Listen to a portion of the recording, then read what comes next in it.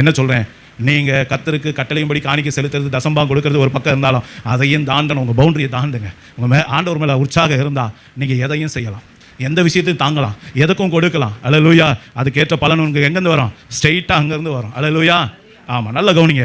அப்போ இங்கே வசனம் சொல்லுகிறது, பலியை செலுத்துவதற்கு கூட இன்றைக்கி என்ன வேணும்? நமக்கு உற்சாகம் தேவை. நம்மளை காணிக்கையை ஒப்பு கொடுக்கறது, நம்மளுடைய காணிக்கையை கொடுக்கறது, தசமபாகம் கொடுக்கறது கூட ஒரு உற்சாகம் வேணும். இன்றைக்கி நிறைய பேருக்கு உற்சாகம் இல்லாதனால தான் தசமபாகம் கூட செலுத்துறது இல்லை.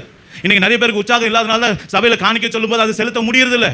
இன்றைக்கி உற்சாகம் இல்லாததுனால தான் அவங்களால துதிக்க கூட முடியல, அவங்களால தேவனை பாடி மகிமைப்படுத்த கூட முடியல. ஏன்? உற்சாக ஆவி இல்லை அவங்களுக்குள்ள. அந்த உற்சாகம் இருந்தால் கர்த்தருக்காக மனப்பூர்வமாக வரும் எல்லாமே. அல்லேலூயா. அப்போ நல்லா கவனிச்சு கொள்ளுங்க.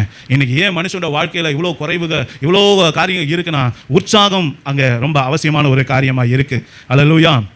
அடுத்ததாக இன்னும் ஒரு 3 காரியம் இருக்குது. சரி, கர்த்தர் சித்தமான அடுத்த வாரம் பார்ப்போம். நம்ம எல்லோரும் எந்திரிப்போமா?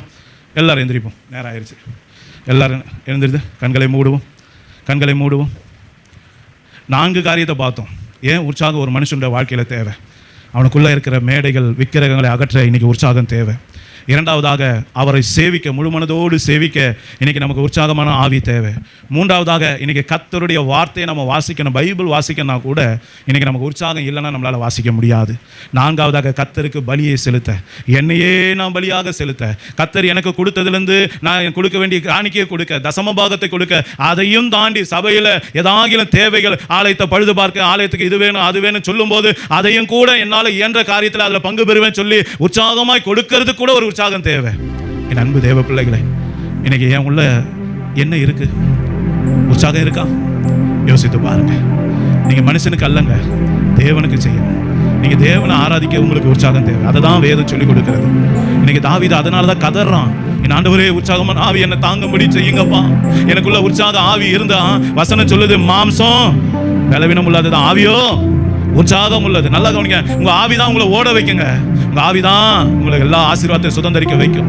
உங்க ஆவினால தான் நீங்க காலையில எந்திரிச்சு வேலைக்கு ஓடுறீங்க. அந்த உற்சாக ஆவி இருக்கிறதுனால தான் இதை போய் பண்றீங்க, அதை போய் பண்றீங்க. அந்த உற்சாகம் போயிருச்சுன்னா படுக்க தான் மனுஷனோட வாழ்க்கை கல்லு மாதிரி மனுஷன் ஆயிடுவான், எதற்கும் பிரயோஜனப்பட மாட்டான். யோசித்து பாருங்க. இன்னைக்கு எத்தனை பேருக்கு உற்சாகமான ஆவி தேவை? உற்சாகமான ஆவி எத்தனை பேருக்கு தேவை? ஆண்டவருடைய வார்த்தை உங்களுக்கு நேரா வந்திருக்கு.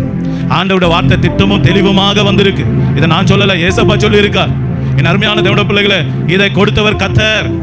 இன்னைக்கு சபையில யாருக்கு எந்த வார்த்தை வேணுன்றது அவர் அறிந்து சரியான நேரத்தில், சரியான ஒரு தெளிவை, குழப்பமான நேரத்தில் சரியான தெளிவை கொடுக்கிற தேவன் அவர்.